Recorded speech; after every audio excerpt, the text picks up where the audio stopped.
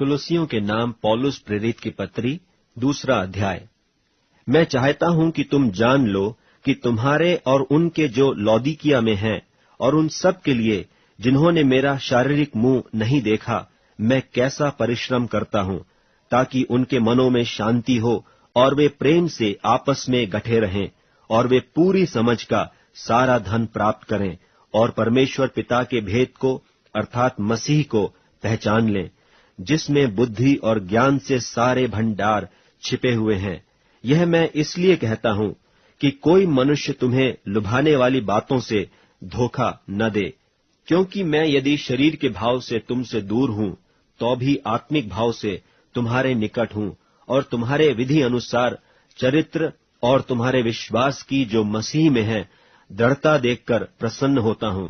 सो जैसे तुमने मसीह यीशु को प्रभु करके ग्रहण कर लिया है, वैसे ही उसी में चलते रहो और उसी में जड़ पकड़ते और बढ़ते जाओ, और जैसे तुम सिखाए गए वैसे ही विश्वास में दृढ़ होते जाओ और अत्यंत धन्यवाद करते रहो। चौकस रहो कि कोई तुम्हें उस तत्व ज्ञान और व्यर्थ धोखे के द्वारा अहेर न कर ले, जो मनुष्यों के परंपराई मत और संसार की आदि शिक्षा के अनुसार है, पर मसीह के अनुसार नहीं, क्योंकि उसमें ईश्वरत्व की सारी परिपूर्णता सदैव वास करती है और तुम उसी में भरपूर हो गए हो, जो सारी प्रधानता और अधिकार का शिरोमणि है।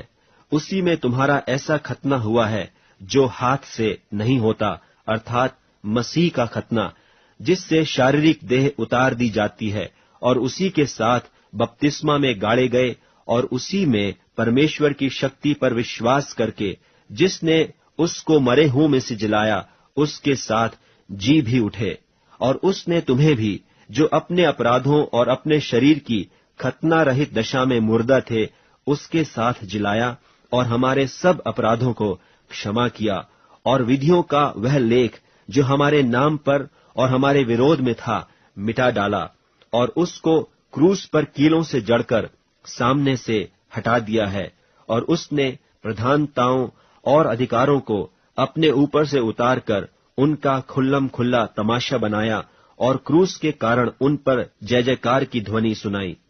इसलिए खाने पीने या पर्व या नए चांद या सब्तों के विषय में तुम्हारा कोई फैसला न करे, क्योंकि ये सब आने वाली बातों की छाया हैं, पर मूल वस्तुएं मसीह की हैं। कोई मनुष्य दीनता और स्वर्गदूतों की पूजा करके तुम्हें दौड़ के प्रतिफल से वंचित न करे। ऐसा मनुष्य देखी हुई बातों में लगा रहता है और अपनी शारीरिक समझ पर व्यर्थ फूलता है,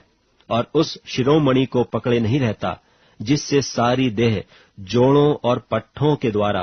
पालन पोषण पाकर और एक साथ गठकर परमेश्वर की ओर से बढ़ती जाती है।